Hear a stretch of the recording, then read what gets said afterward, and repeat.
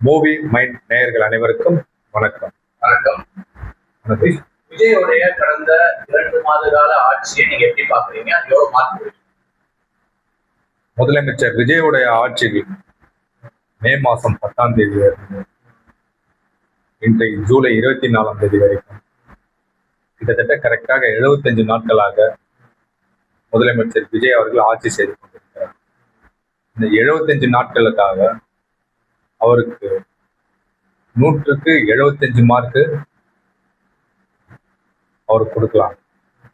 ஏன் இந்த 75 மார்க் கொடுக்கலாம் என்றால், இன்னைக்கு இருக்கிற கால சூழ்நிலைகள்,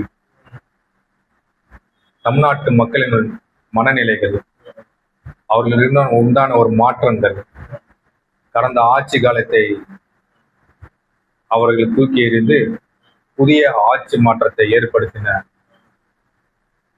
பொதுமக்கள், அவர்கள் விரும்பிய ஆட்சி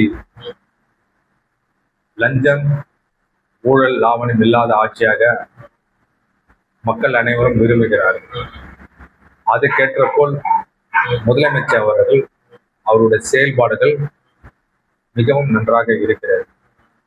அவர் செயல்பாடுகள் பார்த்தீங்கன்னா, அவருடைய ஆட்சி மே 10ஆம் தேதியிலிருந்து ஜூலை 24ஆம் தேதி வரைக்கும் அவருடைய ஆட்சி மிகவும் சிறப்பாக அமைந்து கொண்டிருக்கிறது. எல்லா மக்களாலும் பாராட்டப்பட்டு கொண்டிருக்கிறது. ஏன் என்ற காரணத்தினால் அவருடைய ஆட்சி நன்றாக இருக்குது என்று சொல்வது என்றால், கல்வியிலும் ஒரு மாற்றத்தை ஏற்படுத்தினார்கள்.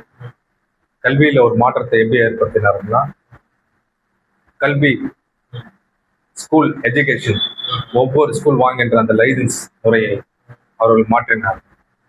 அந்த லைசன்ஸ் முறையை மாற்றும் போது, முன்னாள் கடந்த கால ஆட்சி காலத்தில் பார்ட்டி ஃபண்ட் என்ற முறையில் எடுத்து வந்தார். எப்படி பார்ட்டி ஃபண்ட் முறையில் எடுத்து வந்தாருன்னா, அவர்களுக்கு கொடுக்க வேண்டிய பணம் லஞ்சங்கள் பார்ட்டி ஃபண்ட் மூலியமாக கொடுக்கிறது. அதை முதலாவதாக இந்த அரசு தவிர்த்து நேரடியாகவே லைசன்ஸ் லஞ்சம் லாவணம் இல்லாமல் கொடுக்கப்பட்டது. அது ஒரு முன் உதாரணம். அடுத்ததாக சிஎம்டி அப்ரூவ்டு வாங்கும்போது டைரக்டாகவே நேரடியாக வாங்க அதற்கு உண்டான அனுமதி கொடுத்தார்கள். அந்த சிஎம்டி அப்ரூவ்டு வாங்கிறது கூட கடந்த ஆட்சி காலத்தில் லஞ்சம் லாவணம் இருந்தது. லஞ்சம் கொடுத்தால்தான் அப்ரூவ்டு கொடுக்கின்ற ஒரு நிலைமையில் ஏற்படும். இதற்கு உடந்தையாக இருந்தவர்களும் அரசு அதிகாரிகள். அரசு அதிகாரிகளும் கடந்த ஆட்சியில் லஞ்சம் பெற்றுக்கொண்டு எல்லா துறைகளிலும் லஞ்சம் வாங்கி கொண்டிருந்தார். இந்த கவர்மெண்ட் அரசு அதிகாரிகள் கிட்டதான் இந்த லஞ்சத்தையே ஒழிக்க முடியும்.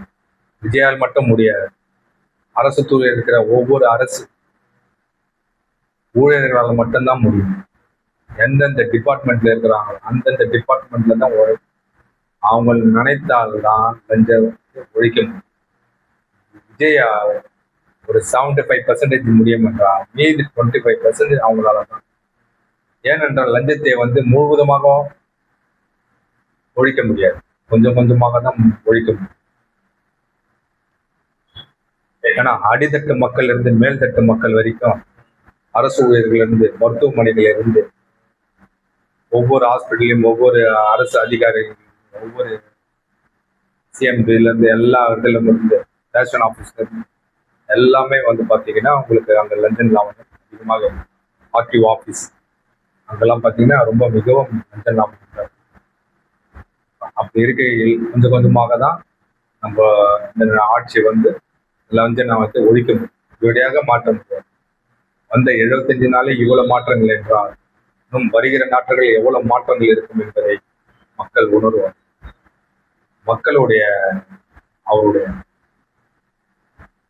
பாதகமான சூழ்நிலை தான், சாதகமான சூழ்நிலை தான் மக்கள் அவருக்கு விரும்பி ஓட்டு போட்டுக்கிறார்.